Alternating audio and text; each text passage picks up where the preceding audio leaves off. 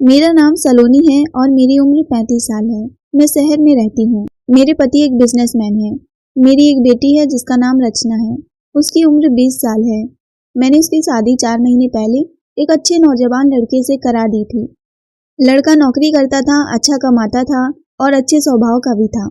तो मैं उसकी शादी अपनी लड़की से करवा दी। शादी की एक वजह यह भी था कि मेरे पति यानी रचना के पापा घर पर बहुत कम ही रहा करते थे। वो बिजनेस के सिलसिले में ज्यादातर बाहर ही रहते थे। घर में सिर्फ हम माँ बेटे दोनों अकेले ही रहा करती थी। मैं सरकारी स्कूल की टीचर हूँ और मेरी बेटी भी बैंक में जॉब करती है। मुझे मेरी बेटी के लिए ऐसा लड़का चाहिए था जो मेरी बेटी के साथ मेरे घर पर ही रहे, घर जमाई बनकर, क्योंकि मेरी एक ही बेटी थी और मैं नहीं चाहती थी कि वो भी अपने ससुराल जाकर रहने लगे। जब मैं अपनी बेटी का रिश्ता ढूंढ रही थी तो मुझे किसी ने बताया कि एक लड़का मेरी नज़र में है जो बहुत अच्छा खासा कमाता है और अच्छी नौकरी भी करता है, दिखने में भी बहुत अच्छा है और अकेला ही रहता है। उस लड़के का कोई भी नहीं है। तो मुझे अच्छा लगा, इससे बढ़िया और कुछ भी नहीं हो सकता। जिसका परिवार ही नहीं है वो आराम से हमारे घर पर मेरी बेटी के साथ रह सकता है। मैंने बिना देरी किए मेरी बेटी रचना और उस लड़के की शादी करवा दी। मेरे दामाद का नाम संदीप था। उसकी उम्र लगभग 28 साल की है। शादी के बाद मेरी बेटी अपने पति संदीप के साथ बहुत खुश थी। उन दोनों को देखकर मैं भी बहुत खुश थी। मैं स्कूल में पढ़ाकर शाम को जब घर आती थी तो मेरी बेटी और दामाद जी दोनों अपना अपना काम करके घर पर आ जाते थे। हम तीनों बहुत अच्छे और खुशी खुशी रह रहे थे। अब मेरा घर पूरा भरा भरा था। अब किसी चीज की हमें कोई भी कमी नहीं थी। धीरे धीरे कुछ महीने बीत गए और हम तीनों आपस में एकदम घुल मिल गए थे। संदीप मेरा दामाद मेरी हर बात मानता था। वो मुझे हमेशा अपनी बाइक पर बिठाकर मुझे स्कूल तक छोड़ देता था और जब शाम होता था तो मुझे वापस लेने भी आया करता था। हम तीनों संडे के दिन मार्केट शॉपिंग करने या फिर डिनर करने हम तीनों जाया करते थे और बहुत मस्ती मजे किया करते थे। एक दिन अचानक से मुझे फोन आया कि मेरे पिताजी की तबीयत बहुत खराब है। ये बात मुझसे सुनकर रहा नहीं गया और मैं उन्हें देखने के लिए गाँव जाना चाहती थी।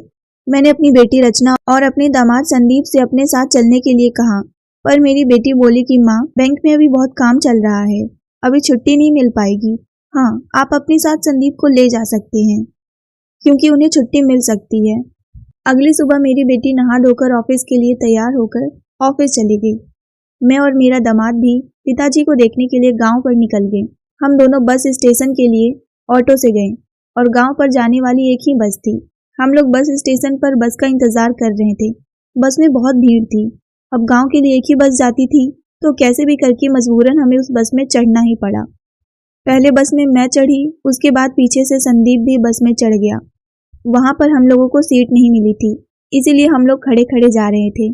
थोड़ी देर बाद बस ऐसे ही चलती रही और फिर दूसरे बस स्टॉप पर रुकी तो वहां पर भी ज्यादा लोग बस में चढ़ गए। बस में बहुत ज्यादा भीड़ भाड़ हो गई थी, पर कैसे भी करके गांव तो जाना ही था। बस फिर से चल पड़ा।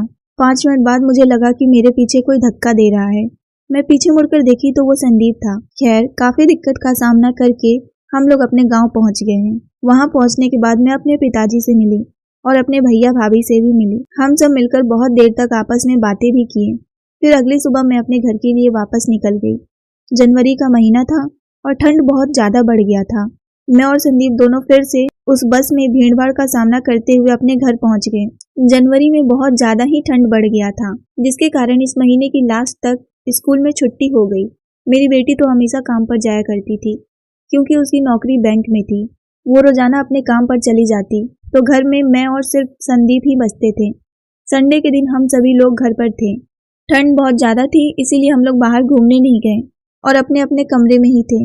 मैं अपने रूम में बैठी थी कि मुझे कुछ देर बाद प्यास लगी। मैं पानी लेने अपने रूम से बाहर निकली तो मुझे कुछ आवाज सुनाई दी। मैंने देखा कि ये आवाज मेरी बेटी के कमरे से आ रहा है।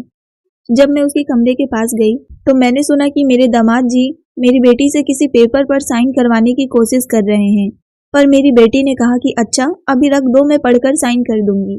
तो संदीप ने कहा कि क्यों, तुम्हें मुझ पर विश्वास नहीं है? तो मेरी बेटी ने बिना पढ़े उस पेपर पर साइन कर दिया। मैं कुछ नहीं बोली और चुपचाप किचन में जाकर एक गिलास पानी पी और फिर से अपने कमरे में जाकर टीवी देखने लगी। अगली सुबह मेरी बेटी काम पर चली गई तो मैं भी नाश्ता करके अपने कमरे में आराम कर रही थी। तभी अचानक मेरी नींद खुली तो मुझे कुछ आवाज सुनाई दी। मैं अपने कमरे से बाहर आई तो मुझे एक लड़की संदीप से बातें करते दिखाई दी। मैंने पूछा ये कौन है, तो वो मुझसे कहने लगा रचना तो ऑफिस चली जाती है, तो आप पूरे दिन काम करके घर में थक जाती हैं, इसीलिए मैं घर पे ये नौकरानी लेकर आ गया। पर मैंने कहा बेटा इसकी जरूरत नहीं है, मैं तो घर पे बैठे बैठे बोर हो जाऊंगी अगर मैं कुछ करूंगी ही नहीं तो, क्योंकि स्कूल की भी छुट्टियां चल रही हैं। तभी संदीप ने कहा जैसा आप कहें, और वो उस लड़की को जाने के लिए कहता है और संदीप उसके हाथों में कुछ कागज पकड़ा कर उसे वहां से भेजता है। मैं उस लड़की को रोकी और उससे बोली कि दिखाओ ये कैसे कागज हैं। तो फिर वो लड़की घबरा गई और फिर वो वहां से भागने लगी। मैंने कहा रुको, नहीं तो मैं पुलिस को अभी फोन कर दूंगी। वो डर गई और डर के मारे उसने सारी सच्चाई बता दी। उसने कहा कि मैं संदीप की पत्नी हूँ और आपकी लड़की से संदीप ने सिर्फ पैसों के लिए ही शादी की थी और उसने इस घर की प्रॉपर्टी पर आपकी लड़की से साइन करवा ली है। ये घर आपने जब अपनी बेटी के नाम की थी तब से लेकर आज तक संदीप इसके पीछे पड़ा था ताकि वो कैसे भी करके प्रॉपर्टी अपने नाम कर सके। तो फिर मैंने कहा अच्छा, तो फिर तुम इतने दिन तक कहाँ थी और तुमने इसका साथ क्यों दिया? इधर मैं उस लड़की से बातें कर ही रही थी कि संदीप पता नहीं कब भाग गया। मैंने तुरंत पुलिस को कॉल किया लेकिन संदीप नहीं पकड़ा गया और मैंने उस लड़की यानी उसकी पत्नी को 2 दिन तक जेल में भी रखा कि शायद कहीं वो उसको बचाने के लिए आए, लेकिन संदीप उसे बचाने तक नहीं आया। इतना खुदगर्ज लड़का मैं अपनी जिंदगी में पहली बार देख रही थी। फिर मेरी बेटी ने कहा कि माँ इसमें उस लड़की की कोई गलती नहीं है और गलती जिसकी है वो तो पता नहीं कहाँ भाग गया, तो फिर सजा हम इस लड़की को क्यों दे रहे हैं? मैंने भी सोचा कि हाँ मेरी बेटी सही बोल रही है। फिर हमने उस लड़की को जेल से रिहा करवा दिया। दोस्तों ये छोटी सी कहानी से हमें यही सीख मिलती है कि आप बिना जाने पहचाने किसी पर विश्वास ना करें। दोस्तों कहानी पसंद आई हो तो वीडियो को एक लाइक और ज़्यादा से ज़्यादा शेयर करें।